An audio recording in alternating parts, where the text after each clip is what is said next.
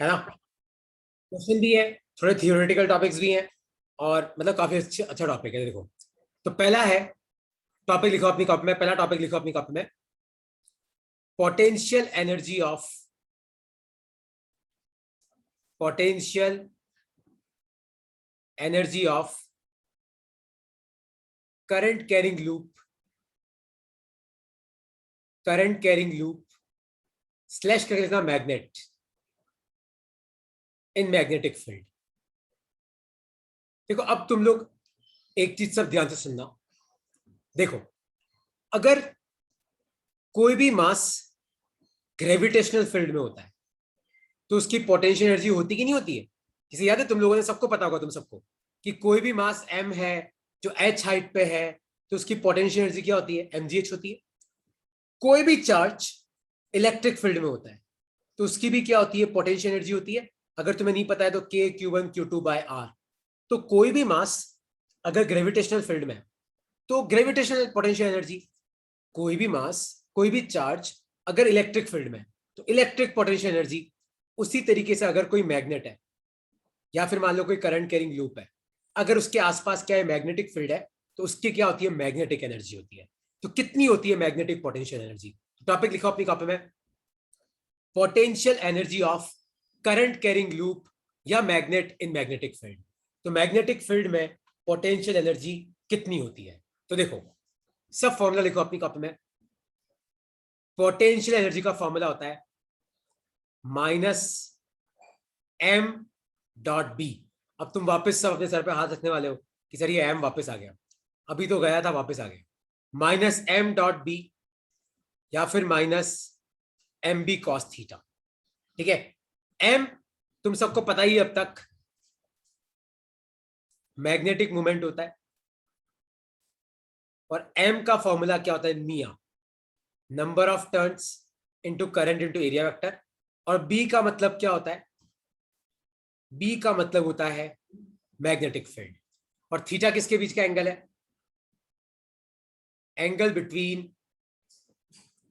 Magnetic moment and magnetic field. इतना तुम्हें पता होना चाहिए कि पोटेंशियल एनर्जी का फॉर्मूला क्या होता है? माइनस एम डॉट बी या फिर minus M B cos theta.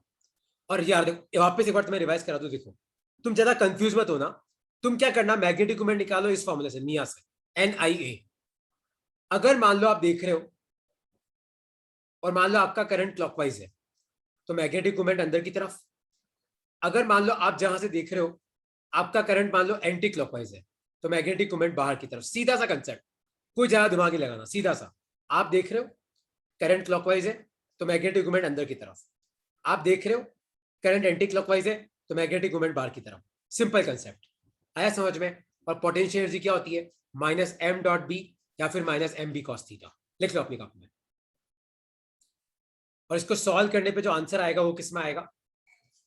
वो आएगा आपका जूल में, JOULE, जूल में आएगा।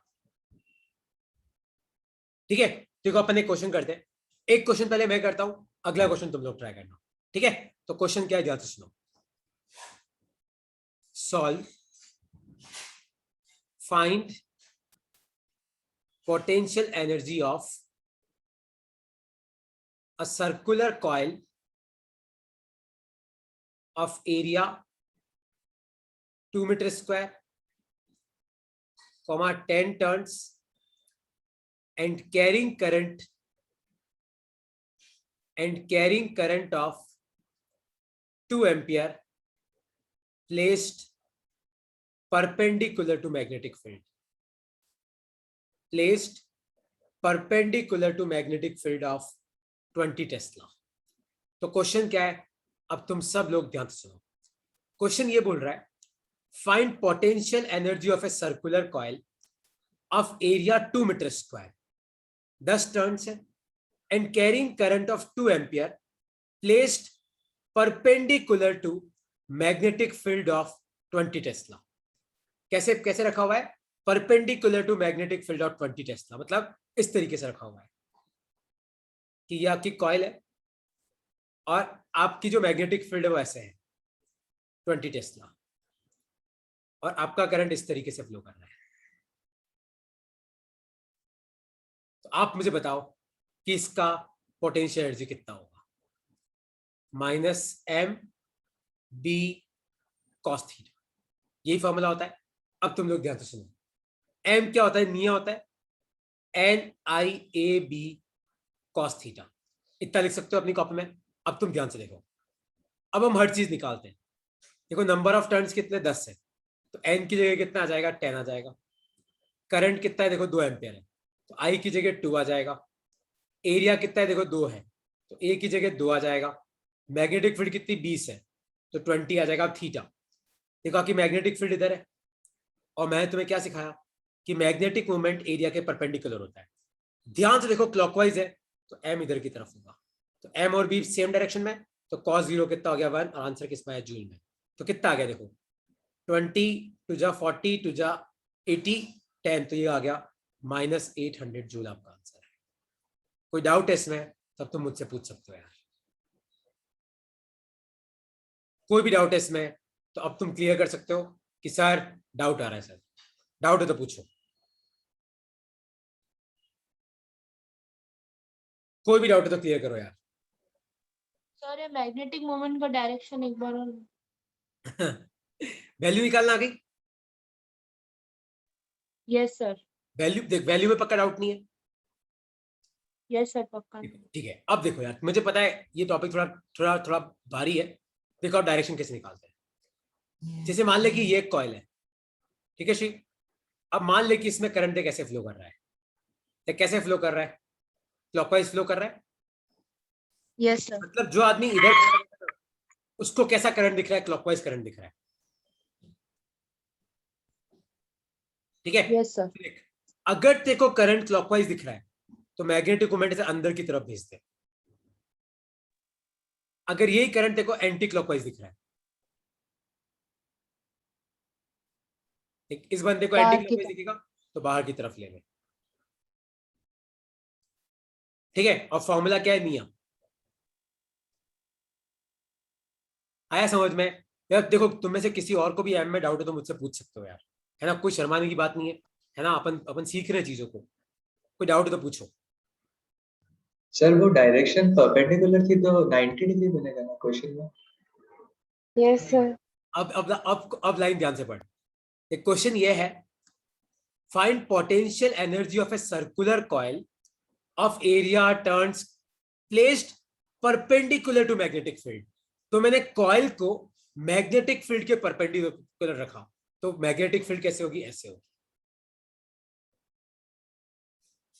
जैसे मान ले मैं तेरे को बोलूं कि तेरा हाथ तेरे पेन के परपेंडिकुलर रख, तो तू क्या करेगा, तेरे हाथ को ऐसे रखेगा और तेरे पेन को ऐसे ही रखेगा ना। Yes sir. तो बस यहाँ पे ऐसे किया मैंने, देख कॉइल के परपेंडिकुलर मैग्नेटिक फील्ड है, देख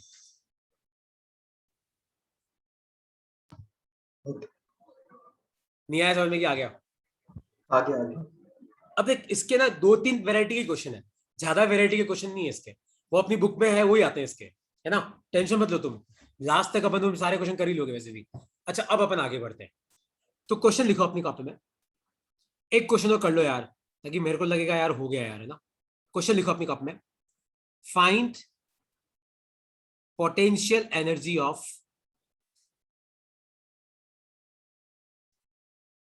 गिवन स्क्वायर लूप। सब क्वेश्चन साथ साथ लिखो मेरे को साथ साथ। Given square loop of side 2 metre, current 2 ampere and 10 turns in magnetic field of 30 Tesla, ठीक है। और आपको दे रखा है कि magnetic field makes an angle of 30 degree with plane of coil, with plane of coil. तो क्वेश्चन क्या है, तुम ध्यान से सुनो सब लोग, देखो यार कोई इतना हाईफाई टॉपिक नहीं कि तुम्हें घबराने की जरूरत है, सब क्वेश्चन ध्यान से पढ़ो। फाइंड पोटेंशियल एनर्जी, मतलब एक बात तो पक्का है कि यू निकालने को बोल रहा है भैया। अब गिवन स्क्वायर लूप अब साइड 2 मीटर, तो यार देखो साइड है तो एरिया निकाल सकते हैं, स्क्वायर है तो 2 का square 4 metre square, current 2 ampere, तो आई में भी दिक्कत नहीं है, आई कितना आ जाएगा 2 ampere and 10 turns, number of turns कितने 10 टर्न्स है। इन magnetic field 30 Tesla, magnetic field भी कितनी है 30 टेस्ला। अब यार तुम भी बोलोगे कि सर यार इतना तो हमको भी आता है, कि आप ये जो बता रहे हो कि minus n I A B cos theta, ये तो हम भी कर लेंगे, एन आई ए बी, दिक्कत हमको कहाँ पे आती है कॉस थीटा की। अब देखो क्वेश्चन में क्या लिखा हुआ है कि magnetic field makes an angle of 30 degree with plane of coil. इसका मतलब पता है क्या है? इसका मतलब यह है, आपको फिगर दे रखा होगा, टेंशन मत लो, आपको ऐसा फिगर दे रखा है कि मान लो कि ये तुम्हारी कॉइल है और मैग्नेटिक फील्ड जो है वो तुम्हारी फिगर के साथ, मतलब कॉइल के साथ कितना एंगल बना रहा है 30 डिग्री बना रहा है, मतलब आपको ये वाला एंगल 30 डिग्री दे रखा है। तो आप मुझे बताओ कि यहां पे आप थीटा क्या लोगे, सोचो क्या लोगे। नंबर ऑफ टर्न्स तो कितना आ गए 10 आ गए, करंट कितना आ गया 2 आ गया, एरिया कितना आ गया 4 आ गया, मैग्नेटिक फील्ड कितनी आ गई 30 आ गई।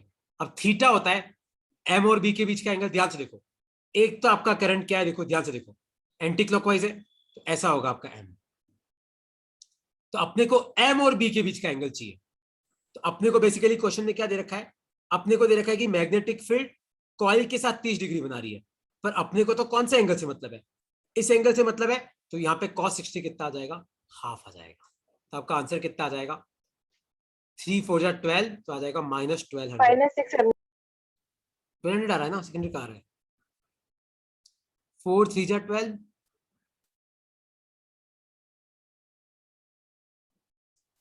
आया तुम्हें समझ में कि नहीं समझ में आया? तो अपने को कौन से एंगल से मतलब है, थीटा एंगल होता है एम और बी के बीच का एंगल, ना कि कॉइल और बी के बीच का एंगल। और एम क्या होता है, कॉइल के परपेंडिकुलर होता है। कोई डाउट है इस क्वेश्चन में तो पूछो यार, कोई भी डाउट है तो पूछो।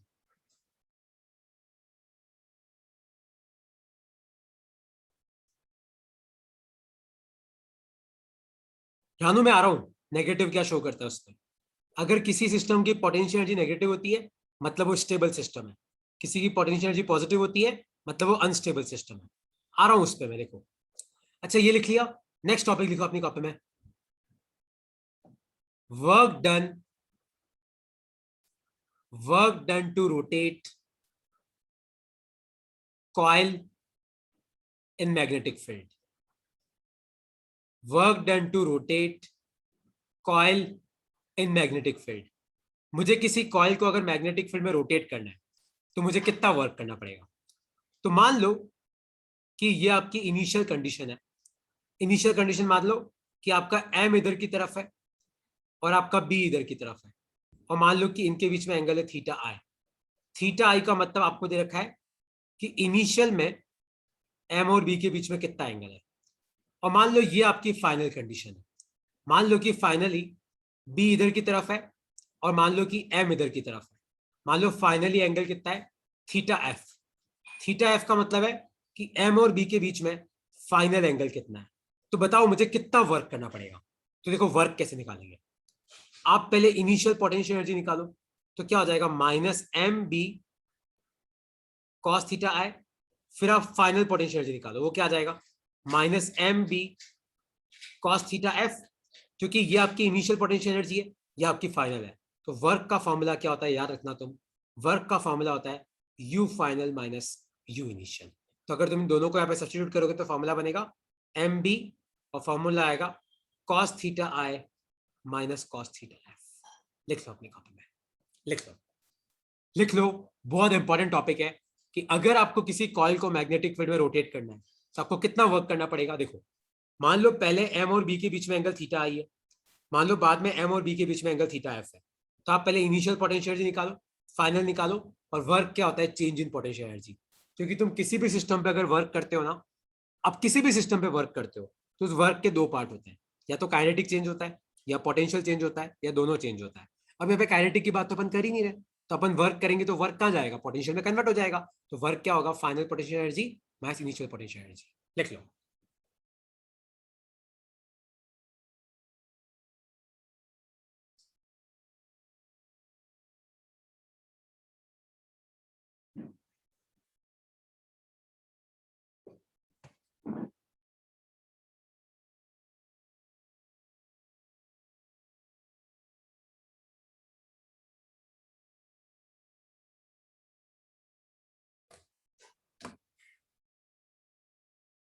आया समझ में?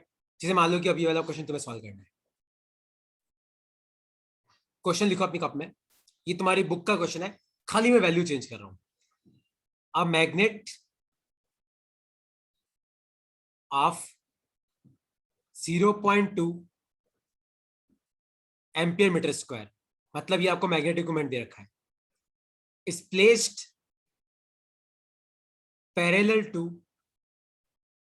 Magnetic field. और कैसे पड़ी हुई है? Parallel to magnetic field of 2 tesla. Find work done to rotate magnet by 60 degree. आपको बताना है कि अगर मुझे मैग्नेट को 60 डिग्री से रोटेट करना है तो मुझे कितना वर्क करना पड़ेगा। Find work done to rotate magnet by 60 degree.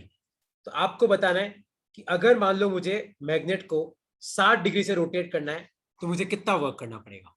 देखो कैसे करते हैं ऐसे क्वेश्चन। तो क्वेश्चन का पहला पार्ट क्या बोल रहा है, देखो, a magnet of 0.2 ampere metre square is placed parallel to magnetic field of 2 tesla. ताकि मैग्नेटिक फील्ड इधर की तरफ है 2 टेस्ला, आपका मैग्नेट भी ऐसे ही पड़ा हुआ है, मतलब आपका एम भी इधर की तरफ है, एम और बी पैरेलल है। ठीक है, तो आप मुझे बताओ इनिशियल पोटेंशियल एनर्जी कितनी हो जाएगी?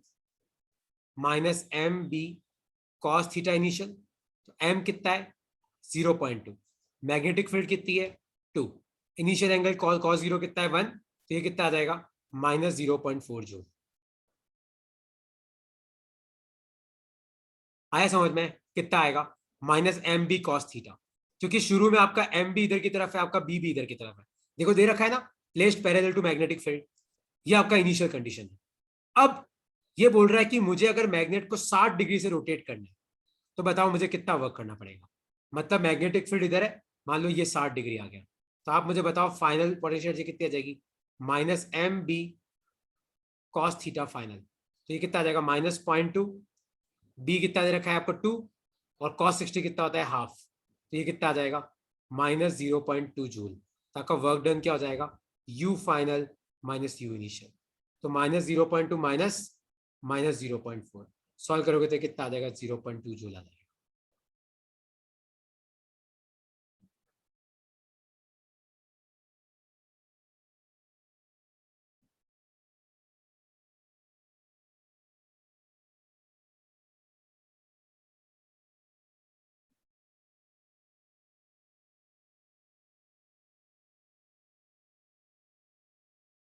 तो अ मैग्नेट का मैग्नेटिक मोमेंट कितना दे रखा है? 0.2 is placed parallel to magnetic field of 2 tesla. Find work done to rotate magnet by 60 degree. तो अगर आपको मैग्नेट को 60 डिग्री से रोटेट करना है तो आपको कितना वर्क करना पड़ेगा? तो शुरू वाले केस में एम और बी पैरेलल है, तो देखा ना पैरेलल, तो एंगल 0 कॉस 0 1, तो ये आ गया आपका इनिशियल। बाद में आपने 60 डिग्री से रोटेट किया तो minus M B cos theta final. तो एम है, बी है, कॉस 60 हाफ, तो ये वर्क कितना आ गया? ये आ गया। कोई डाउट है इसमें तो पूछो यार, ये एक अच्छा क्वेश्चन है जिसमें बहुत चीजें कवर होती है। तुम में से किसी को इस क्वेश्चन में कोई डाउट है तो अभी पूछो मेरे से।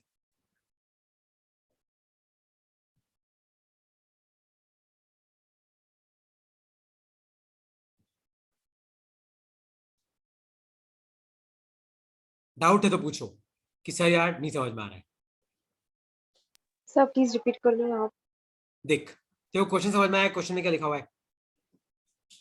एक मैग्नेट है यस सर। जिसका मैग्नेटिक मोमेंट दे रखा है 0.2 एम्पियर मीटर स्क्वायर। एक तो भाई तुम लोग याद रखना कि magnetic moment ampere metre square होता है। पता पड़ा क्वेश्चन आ गया, पता ही नहीं पड़ा ये एम दे रखा है, और बैठे रह गए एम तो है ही नहीं। तो अ magnet of 0.2 ampere metre square is placed parallel to magnetic field of 2 Tesla.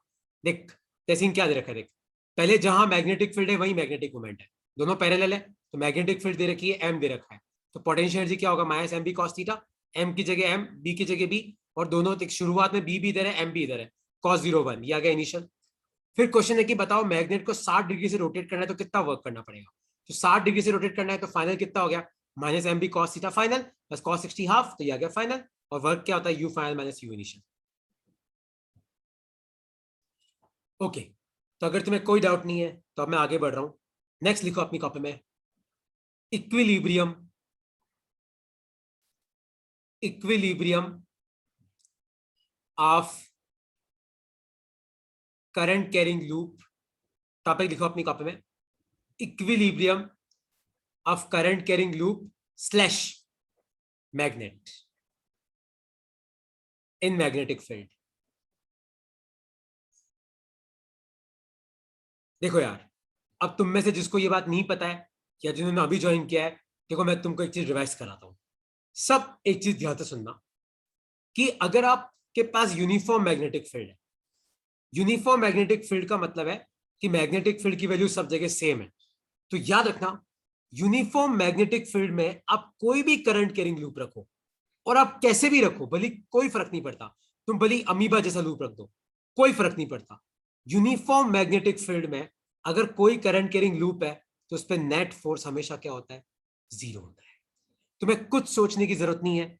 अगर यूनिफॉर्म मैग्नेटिक फील्ड में आप कोई करंट कैरिंग लूप रखते हो तो उस पर फोर्स हमेशा क्या होगा? हमेशा हमेशा हमेशा क्या होगा? जीरो होगा। ठीक है, लेकिन टॉर्क क्या होगा?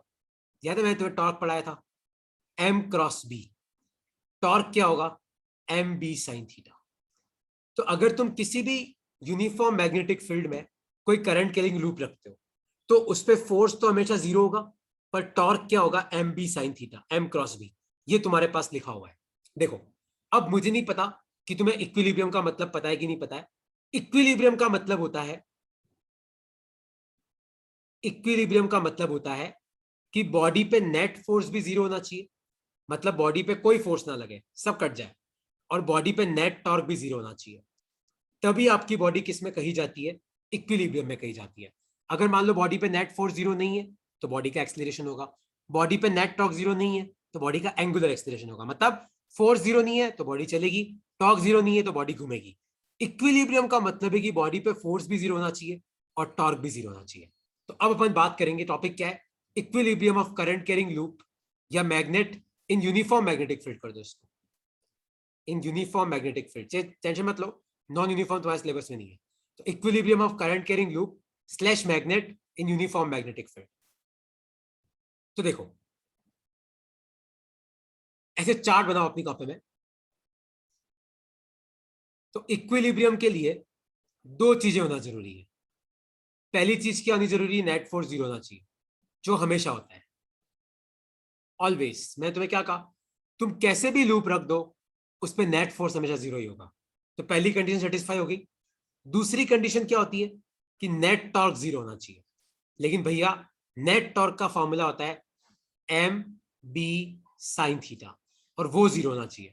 अब ये दो ही केस में पॉसिबल है, या तो जब आपका थीटा 0 डिग्री हो जाए क्योंकि साइन जीरो जीरो होता है, या तब आपका थीटा 180 डिग्री हो जाए। तो मतलब थीटा जीरो का मतलब क्या है?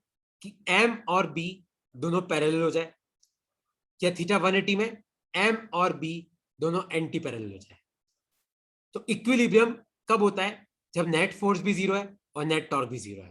भाई फोर्स तो हमेशा ही जीरो होता है, हमेशा, कोई दिक्कत ही नहीं है। लेकिन torque M B sine theta वो दो एंगल पे जीरो होगा, 0 डिग्री पे और 180 पे। तो आप मुझे बताओ, तब थीटा जीरो है तब आपकी पोटेंशियल एनर्जी कितनी हो जाएगी? Minus M B cos zero. तो आपकी पोटेंशियल एनर्जी क्या हो जाएगी? Minus M B. और जब थीटा 180 है तो आप मुझे बताओ पोटेंशियल एनर्जी कितनी हो जाएगी? Minus M B cos 180। Cos 180 -1 होता है, तो माइनस इंटू माइनस प्लस, तो ये कितना हो जाएगा? प्लस। तो याद रखना, अगर आपकी पोटेंशियल एनर्जी नेगेटिव होती है ना, तो इसको हम बोलते हैं स्टेबल इक्विलिब्रियम। तो याद रखना, अगर किसी सिस्टम की पोटेंशियल एनर्जी नेगेटिव है तो वो सिस्टम स्टेबल होता है। और यहां पे पोटेंशियल एनर्जी नेगेटिव है इसलिए स्टेबल वर्ड यूज किया, इक्विलिब्रियम है तो स्टेबल इक्विलिब्रियम। और ये क्या आ जाएगा तुम्हारा? Unstable equilibrium. ये क्या आ जाएगा तुम्हारा? Unstable equilibrium. क्योंकि यहाँ पे पोटेंशियल एनर्जी पॉजिटिव है तो अनस्टेबल, पर इक्विलिब्रियम तो है ना, तो अनस्टेबल इक्विलिब्रियम। लिख लो अपनी कॉपी, लिख लो। तो कोई भी करंट कैरिंग लूप अगर आप मैग्नेटिक फील्ड में रखते हो तो उस पर फोर्स हमेशा जीरो होता है। ये तो दिमाग में फिक्स कर लो कि मैग्नेटिक फील्ड अगर यूनिफॉर्म है तो वो लूप को चला नहीं सकती, पर घुमा सकती है क्योंकि वो टॉर्क लगाती है। पर टॉर्क भी दो एंगल पे जीरो होता है, एक 0 डिग्री पे, एक 180 डिग्री पे। तो 0 डिग्री पे potential energy minus M B, 180 पे प्लस एम बी। तो ये अनस्टेबल इक्विलिब्रियम, वो स्टेबल इक्विलिब्रियम।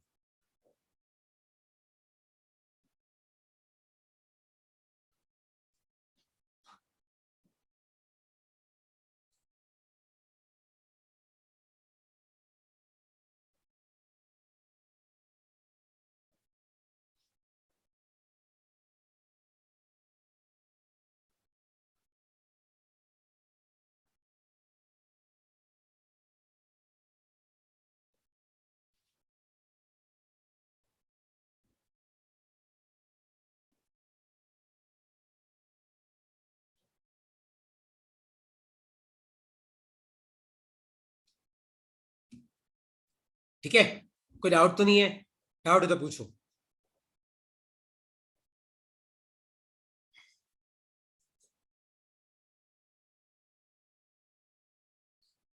सर पूछो।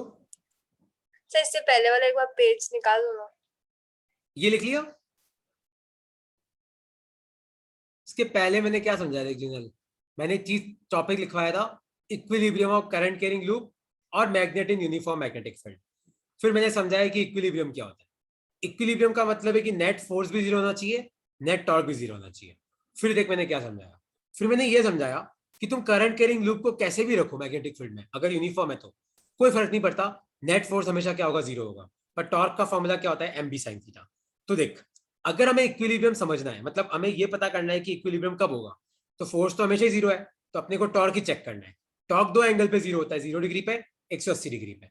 तो 0 डिग्री पे potential energy minus M B, 180 पे potential energy plus M B. तो 0 डिग्री पे स्टेबल इक्विलिब्रियम बोलते हैं, 180 पे अनस्टेबल इक्विलिब्रियम बोलते हैं।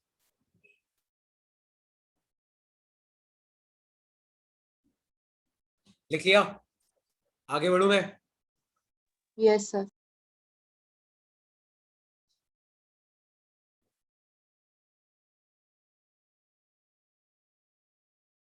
ओके, आई होप सो तुम्हें लिख लिया होगा। एक क्वेश्चन का आंसर करो तुम सब। Solve, find work done to rotate a magnet of magnetic moment m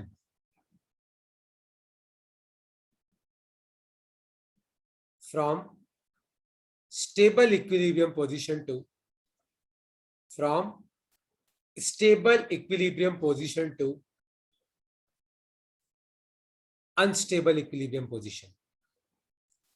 unstable equilibrium position। तो क्वेश्चन क्या है, ध्यान से सुनो। Find work done to rotate a magnet of magnetic moment m from stable equilibrium position to unstable equilibrium position in magnetic field B, in magnetic field B। तो आपके पास चार option है, A, B, C, D। 2mb minus mb plus mb minus 2mb या E and non. करो क्या आएगा इसका answer.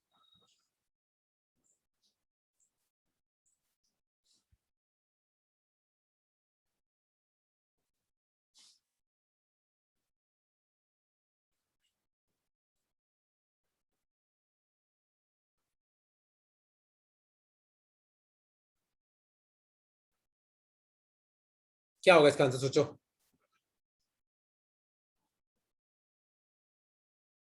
कैरेटेरानो, find work done to rotate a magnet of magnetic moment m।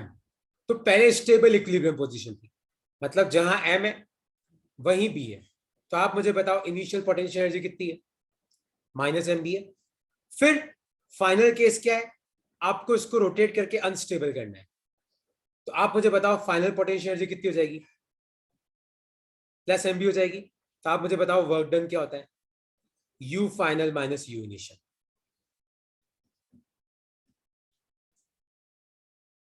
होता है। तो M B minus M B, तो ये कितना हो जाएगा, 2mb हो जाएगा।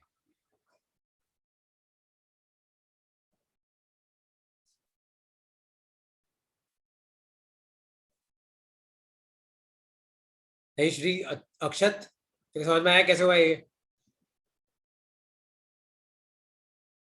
रानू कोई डाउट है, संयम कोई डाउट है इसमें, शौर्य कोई डाउट है तो पूछो, जिनल कोई डाउट है तो पूछो, वंश भाई पूछो, वे कोई डाउट है तो पूछो इसमें। No sir. अच्छा यार, अब मुझे तुम्हें देखना है कि तुम्हारा दिमाग कितना तेज काम करता है। तो एक क्वेश्चन है जो मतलब मेरा भी पर्सनल फेवरेट है और अपनी बुक का भी है और PYQ भी है। बस उस क्वेश्चन को कराने से पहले एक लास्ट क्लास में एक चीज जो मैंने पढ़ाई थी मैं तुम्हें रिवाइज करा देता हूँ। देखो, ये साउथ पोल है, ये नॉर्थ पोल है। और याद है मैंने तुम्हें लास्ट क्लास में क्या पढ़ाया था कि मैग्नेट के अंदर मैग्नेटिक फील्ड कैसे होती है, साउथ से नॉर्थ होती है। और मैग्नेट के बाहर कैसे होती है? नॉर्थ से साउथ होती है। ऐसी होती है कि नहीं होती है? याद है, ये प्रॉपर्टी भूल तो नहीं गए कि मैग्नेट के अंदर साउथ से नॉर्थ, मैग्नेट के बाहर नॉर्थ से साउथ। ठीक है, अब एक क्वेश्चन का तुम्हें आंसर करना है। क्वेश्चन क्या है? ये कि तुम्हारे पास एक मैग्नेट पड़ी है, नॉर्थ पोल, साउथ पोल। आपके पास यहां पे करंट कैरिंग लूप है जिसका मैग्नेटिक मोमेंट है m1। मान लो यहां पे करंट कैरिंग लूप है जिसका मैग्नेटिक मोमेंट है m2। यहां पे करंट कैरिंग लूप है जिसका मैग्नेटिक मोमेंट है m3। और यहां पे करंट कैरिंग लूप है जिसका मैग्नेटिक मोमेंट है m4। आपको बताना है कि इन चारों में से कौन सा स्टेबल इक्विलिब्रियम पोजीशन में है और कौन सा अनस्टेबल इक्विलिब्रियम में। सोचो।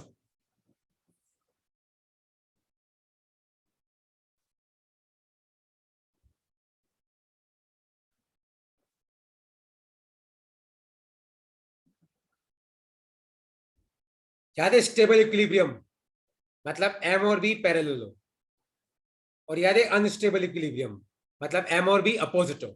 करो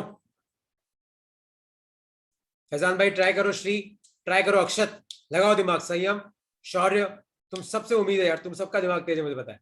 रानू, क्या होगा इसका आंसर? सोच। स्टेबल इक्विलिब्रियम कब होता है?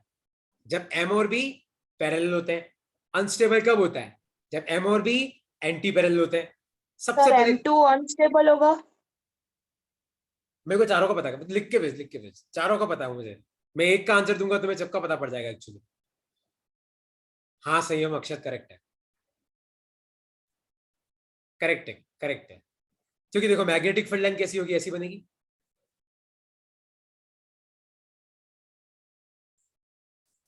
और यहां पे मैग्नेटिक फील्ड लाइन ऐसी हो जाएगी।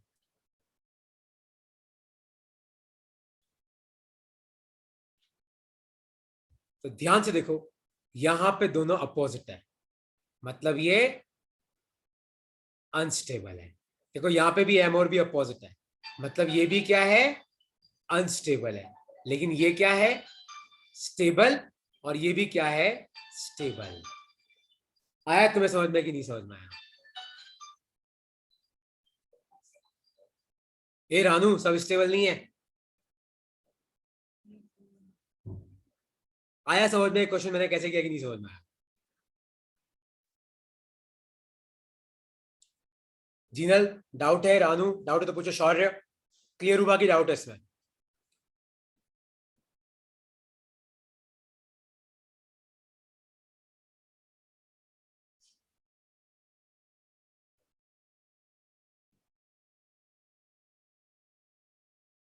क्लियर हुआ? तो जब m और b पैरेलल तो स्टेबल इक्विलिब्रियम, जब एंटी पैरेलल तो अनस्टेबल इक्विलिब्रियम। फैजान भाई क्लियर हुआ? श्री कोई डाउट है कि पूछो यार। तहसीन यस सर क्लियर। तो क्या है? यश भाई क्लियर हो गया कि डाउट है? तो इस तरीके से पता करते हैं हम स्टेबल इक्विलिब्रियम कब होगा और अनस्टेबल इक्विलिब्रियम कब होगा। अब एक लास्ट क्वेश्चन तुम्हें सॉल्व करना है ताकि ताकि इस टॉपिक का हर वैरायटी का क्वेश्चन तुम्हारा तुम्हारा हो जाएगा, है ना? तो एक लास्ट क्वेश्चन तुम सॉल्व करो। क्वेश्चन ये है, बस क्वेश्चन से पहले ये फॉर्मूला याद रखना कि टॉर्क का फॉर्मूला क्या है? M B sine theta. ठीक है, तो क्वेश्चन से पहले ये फॉर्मूला याद रखना। जल्दी करना थोड़ा सा प्लीज यार। क्वेश्चन ये है,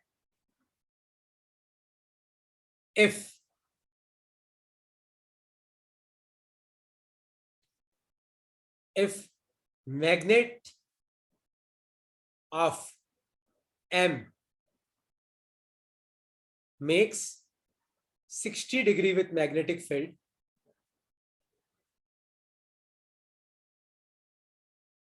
B torque is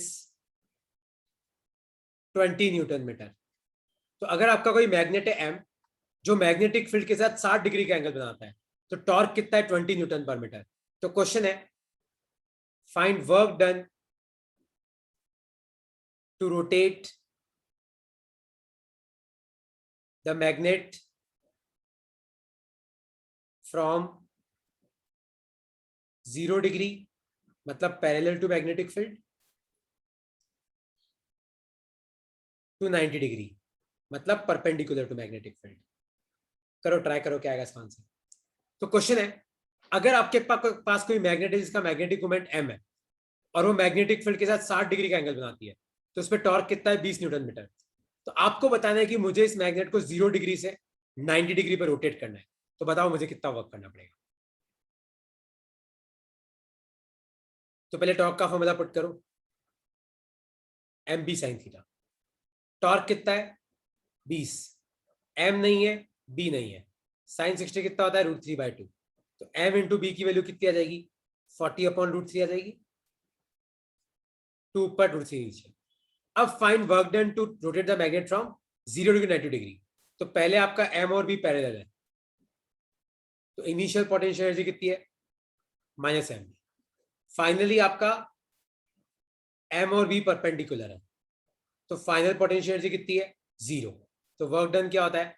final potential energy minus initial potential energy. तो ये कितना आ जाएगा? +mb आ जाएगा, क्योंकि u फाइनल तो 0 है, ये माइनस माइनस प्लस, तो आपका आंसर कितना आ जाएगा? 40/√3 जूल।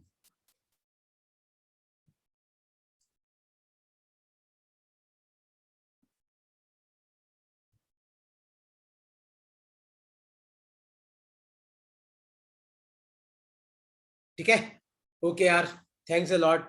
बहुत अच्छा क्राउड था तुम्हारा, बहुत मजा आया पढ़ाने में। चलो थैंक्स यार, bye bye, tata. Thank you sir.